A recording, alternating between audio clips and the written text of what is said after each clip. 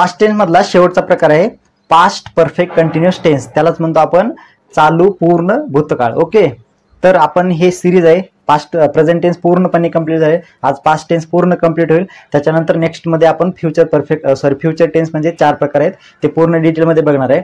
तर चॅनलला पहिल्यांदा असाल तर Nalanda the centre of excellence या चॅनलला सबस्क्राईब करा आणि मित्रांना शेअर करा की ज्यांनाही अशा पद्धतीचे अभ्यासपूर्ण व्हिडिओज काय भेटतील प्रॅक्टिससाठी. त्यानंतर बघा आता काय पास्ट परफेक्ट कंटिन्युअस टेन्स काय स्ट्रक्चर काय, तर तुम्ही व्यवस्थित जर रेग्युलर जर व्हिडिओ फॉलो करत असेल किंवा रेग्युलर जर अभ्यास करत असेल तर तुम्हाला हळूहळू समजत असेल की कशा पद्धतीनं चेंजेस होत चाललेले आहेत. पास्ट परफेक्टच पुढचं काय पास्ट परफेक्ट कंटिन्युअस स्ट्रक्चर काय, अगोदर सब्जेक्ट आहे, त्यानंतर हेल्पिंग वर्ब कोणतं वापरतो आपण हॅड, त्यासोबतच आपण बीन वापरतो. कंटिन्युअस मध्ये काय होणार परफेक्ट कंटिन्युअस मध्ये बीन यायलाच पाहिजे, पास्ट असो प्रेझेंट असो किंवा फ्युचर असो, आणि वर्बचा चौथा फॉर्म म्हणजे आयएनजी फॉर्म आणि ऑब्जेक्ट. अशा पद्धतीनं आपला हा स्ट्रक्चर आहे पास्ट परफेक्ट कंटिन्युअस टेन्सचा. ओके, याच्या अफर्मेटिव्ह निगेटिव्ह येस नो आणि डब्ल्यूएच काय काय ते बघूयात एक्झाम्पल्स. फर्स्ट आहे कोणतं I had been. Okay, subject आहे आय हॅड बीन झालं तुमचं हेल्पिंग, बीचं चौथा form I have been writing on the board. आता हे याचा अर्थ काय मराठीमध्ये, तर मी बोर्डवरती लिहित आलेलो होतो. ओके, ह्याच्यामध्ये सुद्धा सिन्स आणि फॉर तुम्ही वापरू शकता. Since point of time. Okay, since कधी वापरतो आपण, सिन्स इथं लिहितो मी सिन्स, कधी म्हटलं मी तुम्हाला पॉइंट ऑफ टाइम. येस, आणि जे फॉर आहे तुमचं फॉर, ते फॉर कधी वापरणार मग तुम्ही फॉर वापरणार आहे तुम्ही फॉर हे जे आहे तुम्ही वापरणार आहे ड्युरेशन ऑफ टाइम, ड्युरेशन म्हणा किंवा पिरियड ऑफ टाइम म्हणा, पिरियड ऑफ टाइम. आता ह्या दोन्हीचा अर्थ तुम्हाला पास्ट परफेक्ट टेन्स किंवा पास्ट परफेक्ट कंटिन्युअस टेन्स ह्या टेन्समध्ये व्यवस्थित डिटेलमध्ये सांगितलंय. तर तो व्हिडिओ व्यवस्थित बघा, डिस्क्रिप्शनमध्ये त्याची लिंक आहे. सगळे व्हिडिओ व्यवस्थित बघा, तुम्हाला लिंक होईल, ते सगळे व्हिडिओज काय होतील क्लिक होतील कशामध्ये काय. ओके, त्यानंतर पॉइंट ऑफ टाइम आहे एखाद्या विशिष्ट टायमिंग पासून हा एक विशिष्ट टाइम आहे, पर्टिक्युलर टाइम, इथं पासून एखादी ऍक्शन आहे ती चालू आहे अशी, त्याला म्हणतो आपण पॉइंट ऑफ टाइम म्हणजे चालूच आहे. त्यावेळेस सिन्स वापरतो, सिन्स 1947, सिन्स 2014, सिन्स मॉर्निंग किंवा सिन्स आफ्टरनून किंवा सिन्स इव्हनिंग किंवा सिन्स यस्टरडे किंवा सिन्स लास्ट वीक अशा पद्धतीने आपण बोलत असतो. ओके, आणि फॉर काय, तर तुमचा हा जो टाइम आहे आणि हा जो टाइम आहे तर ह्या टाइम मधलाच हा पर्टिक्युलर बद्दल तुम्हाला ज्यावेळेस बोलायचं असते त्यावेळेस तुम्ही काय म्हणणार फॉर वापरणार. म्हणजेच मी काय म्हणणार for 2 hours, yes, for 2 months, for 2 weeks, for 2 days अशा पद्धतीने आपण बोलत असतो. आता मी इथे म्हटलं I had been writing on the board, ह्याला जर मी फॉर वापरलं तर तिथे काय म्हणणार 2 hours, म्हणजे मी 2 तासापासून काय करतोय बोर्डवरती लिहित आहे अशा पद्धतीने. किंवा मी जर सिन्स वापरलं तर वाक्य कसं होणार, तर I had been writing on the board since morning, सकाळपासून लिहितोय मी, त्याला पर्टिक्युलर टाइम पिरियड आहे का नाही, एकदा पॉइंट ऑफ टाइम आहे आणि तिथून आतापर्यंत लिहितोय. तसंच ह्याचं काय होणार, आता हे कळलं सिन्स आणि फॉरचं. आता ह्याचं निगेटिव्ह करायचं आपल्याला, काय होणार negative, I had not, 2 auxiliary वर्बच्या मध्ये नॉट आला पाहिजे. I had not been writing, बीचं थर्ड फॉर्म काय रायटिंग ऑन द बोर्ड. अशा पद्धतीनं तुमचं ह्याचं निगेटिव्ह होणार. ओके, ह्याचंच येस नो टाईप कसं होणार, येस नो टाईप मध्ये फक्त आपल्याला वर्ब पहिल्यांदा आणायचा असतो. Had I been writing on the board.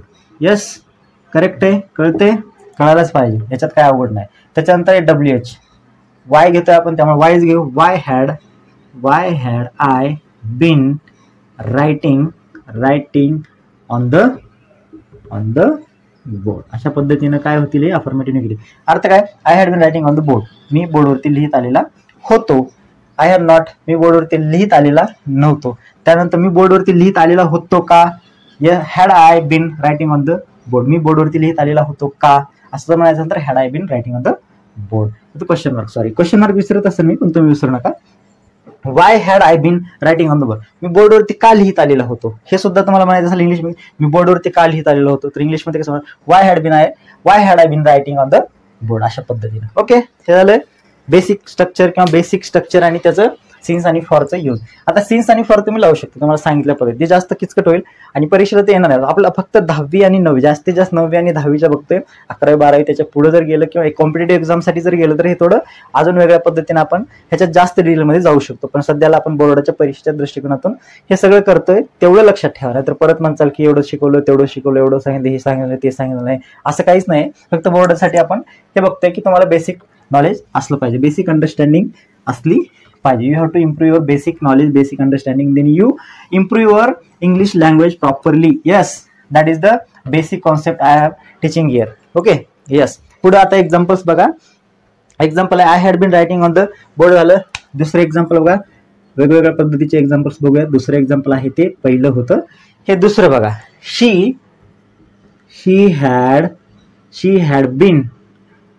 Okay, she subject आहे, हॅड बीन घेतलं. She had been cooking. चौथा फॉर्म काय, she had been cooking for us. मग आता इथं तुम्ही फुल स्टॉप देऊन वाक्य संपवू शकता, किंवा ह्याच्या पुढे जर तुम्हाला वाढायचं असेल तर लिहिणार she had been cooking for us since morning. सकाळपासून ती आमच्यासाठी काय बनते, आपली आई आहे आपल्यासाठी स्वयंपाक बनवते. मग तुम्ही काय म्हणणार, सकाळपासून माझी आई माझा स्वयंपाक बनवत होती असं म्हणणार. जास्त काय म्हणणार, she had been cooking for us since morning. ती आमच्यासाठी सकाळपासून काय करत होती, स्वयंपाक बनवत होती आणि आम्ही मस्तपैकी मोबाईलमध्ये बघत रील बघत बसलो होतो असं म्हणणार तुम्ही. ओके, मग हे कळलं. त्यानंतर तिसरा एक्झाम्पल बघा. He had been studying. STUDY study ing. He had been studying math. He had been studying mathematics चा अभ्यास करू द्यायला.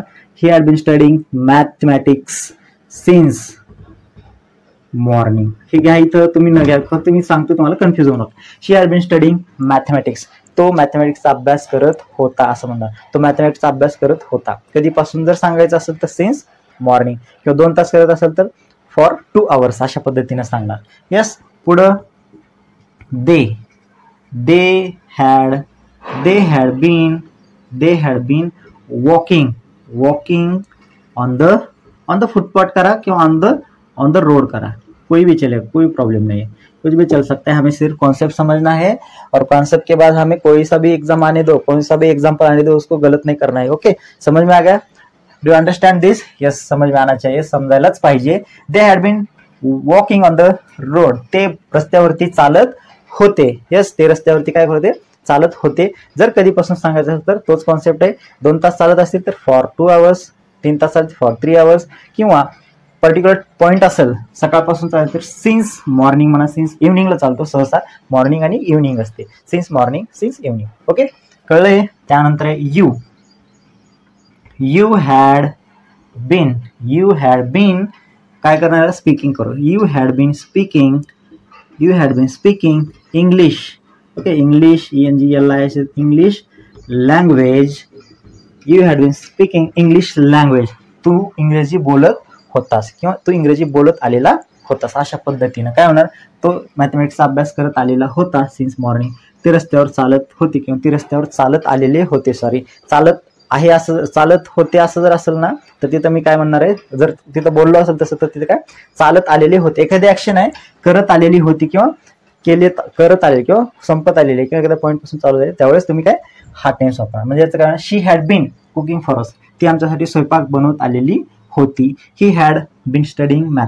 तो मॅथमॅटिक्सचा अभ्यास करत आलेला होता. करेक्ट होईल हे. They had been walking on the road. ते रस्त्यावरती चालत आलेले होते, रस्त्यावरून किंवा रस्त्यावर. You had been speaking English language. तो किंवा तू किंवा तुम्ही इंग्लिश लँग्वेज बोलत आलेला होता. अशा पद्धतीने होईल मराठी इंग्लिश याचं. आणि या पद्धतीने सिन्स फॉरचा आहे हा concept. Past perfect continuous tense व्यवस्थित लक्षात ठेवा. हा झाला आपला प्रेझेंट टेन्स बघितला आपण. पास्ट टेन्स बघितलं, 4 प्रकार म्हणजे 8 टाइप्स बघितले, सब टाइप्स. त्याच्यानंतर आपला आहे फ्युचर टेन्स. त्याच्यामधले सुद्धा 4 टॉपिक, 4 टाइप्स एकदम व्यवस्थित किंवा सोप्या भाषेमध्ये आणि तुम्हाला समजेल असं आणि परीक्षेमध्ये मार्क पडतील याच दृष्टिकोनातून एक्झाम ओरिएंटेड व्हिडिओज बनवते, अभ्यास करून घेतोय. जास्तीत जास्त एक्झाम्पल सोडवा. सिंपल आहे, स्ट्रक्चरमध्ये टाकायचं, स्ट्रक्चरला सोडायचं नाही आणि हे पॉईंट्स इकडे दिलेले ते विसरायचे नाहीत. कुठल्या टेन्समध्ये कोणता ऑक्झिलरी वर्ब कशाच्या पुढे आपण म्हणजे सब्जेक्टच्या नुसार कसं यूज करतो तेवढं लक्षात ठेवायचं. बाकी सगळं सिंपल आहे. प्रश्न सुद्धा सिंपल आहे, त्याची सुद्धा आपण येणाऱ्या काळात प्रॅक्टिस करूयात. तोपर्यंत मित्रांपर्यंत हा व्हिडिओ पोहोचवा.